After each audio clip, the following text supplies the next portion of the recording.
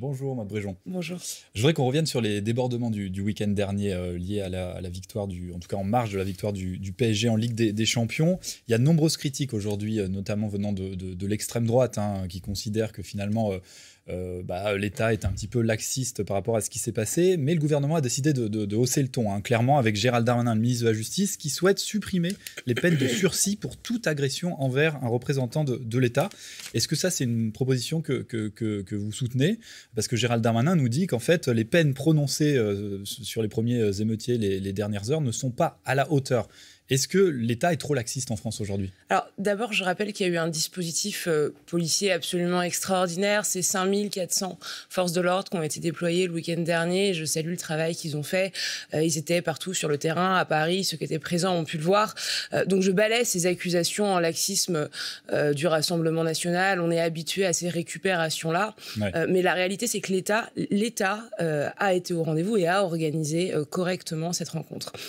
Maintenant, il y a eu des débordements. On peut évidemment que le déplorer.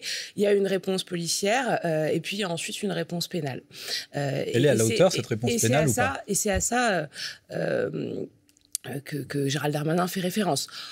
Ma conviction, c'est que la justice et les décisions de justice en France sont comprises quand elles sont lisibles. Or, force est de constater que sur ces cas-là, comme sur bien d'autres cas ces dernières semaines, ces derniers mois, ces dernières années, les décisions de justice ne sont plus comprises de nos concitoyens. Et donc, il faut s'interroger. Mais les magistrats appliquent la loi, appliquent le code pénal. Il y a la faute à qui, finalement ? Aucune attaque envers les magistrats de ma part ou de la part de Gérald Darmanin. Mais il y a aujourd'hui un droit qui n'est plus adapté à ce qu'est la violence en 2025, une violence qui est plus importante que ce qu'elle a été par le passé, qui touche des populations qui sont aussi beaucoup plus jeunes. Et donc, en tant que législateur, notre devoir, c'est d'adapter ce droit à une violence qui a évolué et à un état du droit qui aujourd'hui n'est plus toujours compris de nos concitoyens. Quand vous avez des peines qui sont prononcées, notamment des peines de prison avec des condamnés qui ne réalisent pas ces peines de prison parce qu'il y a des aménagements de peine, par exemple, ou lorsque vous avez des actes graves commis qui débouchent uniquement sur du sursis, donc vous êtes d'accord avec le ministre de la Justice ? Je crois que nos concitoyens ne comprennent pas. Maud Bréjon, vous êtes d'accord ?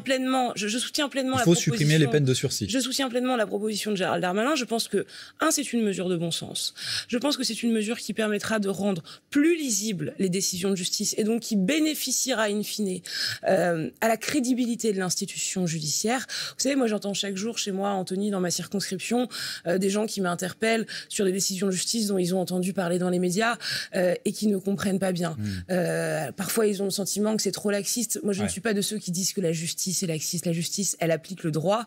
C'est aux parlementaires de changer le droit s'il y a besoin de le faire. Et je pense qu'aujourd'hui, il y a une forme de malaise dans la société autour de certaines décisions de justice qui doivent nous amener, encore une fois, sans pointer du doigt les magistrats, il est hors de question de jeter l'opprobre sur toute l'institution judiciaire, mais à remettre en question ce qu'est l'état du droit. Vous disiez à l'instant, pas question de pointer du doigt les magistrats. Les magistrats ne sont pas très contents depuis hier. Il y a des syndicats de la magistrature qui ont réagi, des représentants en tout cas, qui disent qu'en fait le laxisme, il vient du fait que l'État ne donne pas assez de moyens aux magistrats pour justement travailler correctement. Qu'est-ce que vous répondez à ça ? Il faut travailler sur les deux aspects. Depuis 8 ans maintenant, on a plus que doublé le budget du ministère de la Justice. Et c'est évidemment le premier pilier pour permettre à la justice de mieux fonctionner, parce qu'on recrute davantage, parce que ça permet des délais de réponse pénale qui sont plus courts, et ils se sont largement raccourcis depuis quelques années. Mais ça n'empêche pas de s'interroger, encore une fois, sur ce qu'est la législation en vigueur. Soyons très clairs, je le redis, il ne s'agit pas de pointer du doigt tel ou tel magistrat. Il ne s'agit pas de pointer du doigt le travail des magistrats, encore moins l'institution judiciaire dans sa globalité. Et c'est ce qui nous différencie d'ailleurs fondamentalement du Rassemblement national qui, de façon extrêmement régulière, pointe l'institution judiciaire et jette l'opprobre sur l'institution judiciaire dans sa globalité. C'est pas notre cas, mais pour autant, les magistrats appliquent le droit et le législateur vote le droit. Et donc, c'est notre responsabilité. Je voudrais qu'on parle des insoumis qui réclament une commission d'enquête parlementaire sur, je cite, la gestion de la sécurité publique. En gros, ils considèrent que, finalement, Bruno Retailleau a mal fait son boulot lors des débordements du week-end dernier. Vous en pensez quoi ? C'est leur droit de faire ça. Alors, c'est complètement leur droit. Donc, ils ont le droit de le faire. faire, chaque groupe a ce qu'on appelle un droit de tirage, et donc une fois par session a le droit de demander une commission d'enquête. Très bien. Moi, je redis que sur le fond, tous les moyens nécessaires ont été déployés, 5400 policiers et gendarmes, c'est absolument colossal, et je salue le travail notamment du préfet de police de Paris, Laurent Nunez. Et puis, en marge de ça, j'ajoute que on rentre depuis quelques semaines ou quelques mois dans une ère une semaine, une commission d'enquête. Vous voyez, dès qu'il y a un problème, on demande une commission d'enquête. Vous dites ça, mais est-ce que c'est pas aussi une semaine, un drame, une loi du côté du gouvernement? Bruno Retailleau, Gérald Darmanin, on a l'impression que c'est un peu ça. Un drame, une loi. Mais je n'ai pas vu aujourd'hui de projet de loi déposé sur la table par le gouvernement. On nous parle de septembre. C'est une autre question. Pour le sursis. Ce serait une très bonne chose. Parce qu'effectivement, il y a des propositions faites par Gérald Darmanin que moi je salue. Charge maintenant au gouvernement et au Premier ministre de dégager du temps législatif pour permettre à Gérald Darmanin de concrétiser ses propositions. Pour revenir sur la question des commissions d'enquête, c'est pas le seul outil pour contrôler le gouvernement. Il y a des semaines de contrôle du gouvernement à l'Assemblée nationale. Il y a des moyens d'audition des ministres, notamment des services de l'État, dans toutes les commissions de l'Assemblée nationale. Et on le fait chaque semaine. Donc, cette façon de faire systématiquement appel aux commissions d'enquête, comme on le voit depuis quelque temps, et de détourner l'utilité propre de ces commissions d'enquête à des fins de communication politique, exactement. C'est ce que vous dites. Je crois, est un peu désolant et fait pas de bien à l'institution qu'est l'Assemblée nationale. Je voudrais qu'on parle aussi de ce drame dans le Var et ce terrible meurtre d'un ressortissant tunisien, Hichem Miraoui, qui est l'œuvre visiblement d'un individu proche de la mouvance de l'ultra-droite. Bruno Retailleau parle sans doute d'un crime anti-musulman, dit-il, et un crime donc anti-français, ce sont les mots du ministre de l'Intérieur. Donc un individu qui serait de près ou de loin, en tout cas proche de cette mouvance de l'ultra-droite.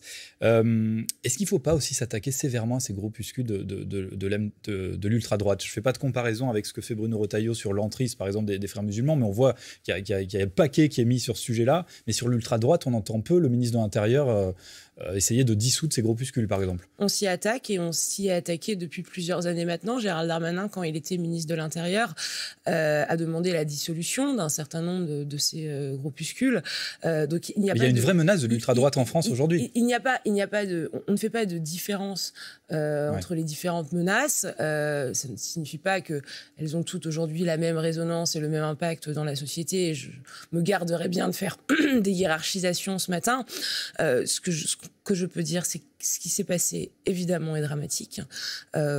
Qu'on le déplore tous. Je pense que Bruno Retailleau a raison de parler d'un crime anti-français et que toutes les formes de racisme et de discrimination doivent être combattues au même niveau d'où qu'elles viennent et quelles qu'elles soient. Un Coran qui a été brûlé dans une mosquée à Villeurbanne hier aussi. Et c'est profondément choquant, et on ne doit jamais ni accepter ça, ni s'habituer à ça.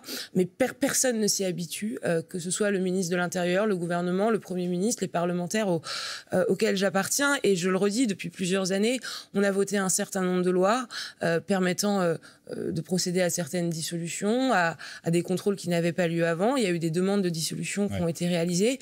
Donc il n'y a pas deux poids, deux mesures. Un mot rapide sur le budget 2026. Il faut trouver 40 milliards d'euros d'économie. Est-ce que ça passe par l'instauration d'une TVA sociale, donc d'un nouvel impôt, alors qu'Emmanuel Macron nous disait qu'il n'y aura pas de nouvel impôt? Alors, d'abord, moi, j'invite les uns et les autres à ne pas se réveiller chaque matin avec une nouvelle idée de taxe ou une nouvelle idée d'impôt.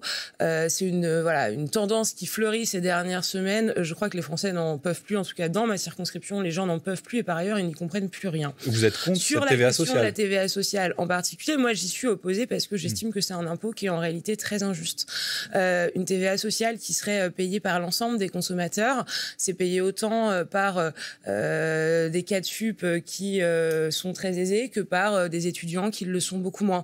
Et donc, j'estime que pour qu'un effort soit accepté et compris, il doit être équitablement partagé. Et dans équitablement partagé, il y a équitable. Et je ne crois pas que la TVA sociale soit aujourd'hui, si on devait en passer par l'impôt, ce qui est déjà, à mon sens, une mauvaise idée, la TVA sociale est tout sauf un impôt juste. Voilà. Et je pense qu'il faut vraiment distinguer aujourd'hui. On a d'un côté des gens qui peuvent contribuer davantage, mais on a aussi des étudiants, des petits retraités qu'il faut aussi préserver. Maude Bréjon, merci beaucoup. Merci d'avoir répondu à nos questions.